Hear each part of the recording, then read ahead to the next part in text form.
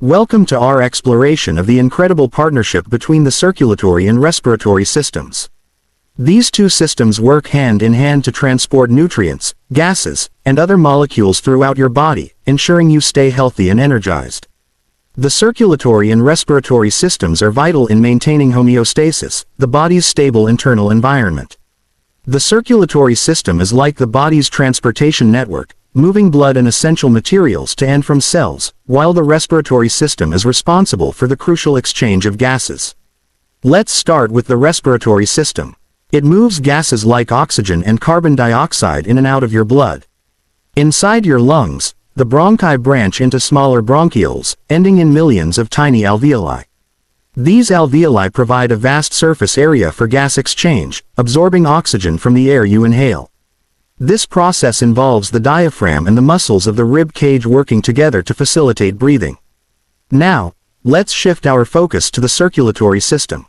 This system includes the heart, arteries, veins, and capillaries.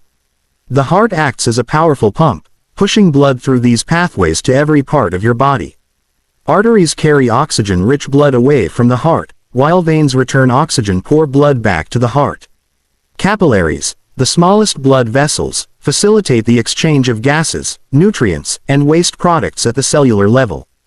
Gas exchange is a critical process that occurs in the alveoli of the lungs.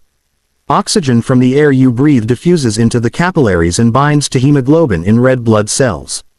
At the same time, carbon dioxide, a waste product of cellular respiration, diffuses from the capillaries into the alveoli to be expelled from the body. However, this delicate balance can be disrupted by diseases. Respiratory diseases, like emphysema caused by smoking, damage the alveoli and reduce airflow and oxygen absorption. Similarly, lifestyle choices such as smoking, long-term stress, excessive weight, lack of exercise, and poor diet can increase the risk of circulatory diseases, particularly those affecting the heart and arteries. The heart is an extraordinary organ made of cardiac muscle tissue that works tirelessly. It has 4 chambers, 2 atria and 2 ventricles. The SA node, known as the pacemaker, initiates the heartbeat, causing the atria to contract. The AV node then stimulates the ventricles to contract, propelling blood through the heart in a precise pathway. Blood flow inside the heart follows a specific and organized pathway, ensuring that oxygen-poor blood is sent to the lungs for oxygenation and oxygen-rich blood is pumped throughout the body. Here's how it works. 1. Oxygen-poor blood enters the heart. Blood that is low in oxygen and high in carbon dioxide returns from the body to the heart through 2 large veins, the superior vena cava from the upper body and the inferior vena cava from the lower body.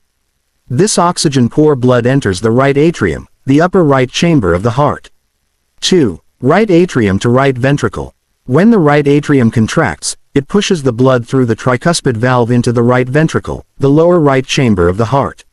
3. Right ventricle to lungs. Upon contraction of the right ventricle, the blood is pumped through the pulmonary valve into the pulmonary arteries. The pulmonary arteries carry the oxygen-poor blood to the lungs, where gas exchange occurs, carbon dioxide is expelled, and oxygen is absorbed. 4. Oxygen-rich blood returns to the heart.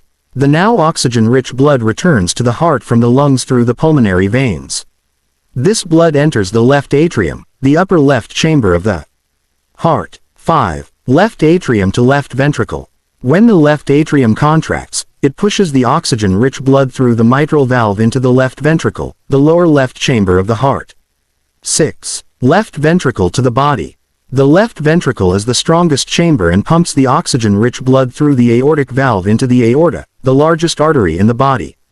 The aorta distributes the oxygenated blood to all parts of the body through the systemic circulation. This sequence of blood flow through the heart ensures that oxygen-depleted blood is efficiently reoxygenated in the lungs and that oxygen-rich blood is delivered to tissues and organs throughout the body. The heart's valves play a critical role in directing this flow, preventing backflow, and maintaining the unidirectional movement of blood. Blood, the lifeline of the circulatory system, is composed of plasma, red blood cells, white blood cells, and platelets. Plasma plays a key role in maintaining homeostasis.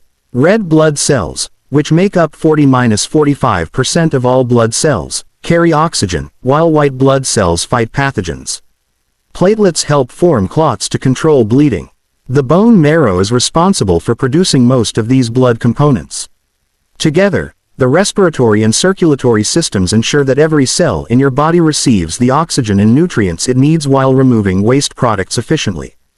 Understanding how these systems work together helps us appreciate the importance of maintaining a healthy lifestyle to support their function.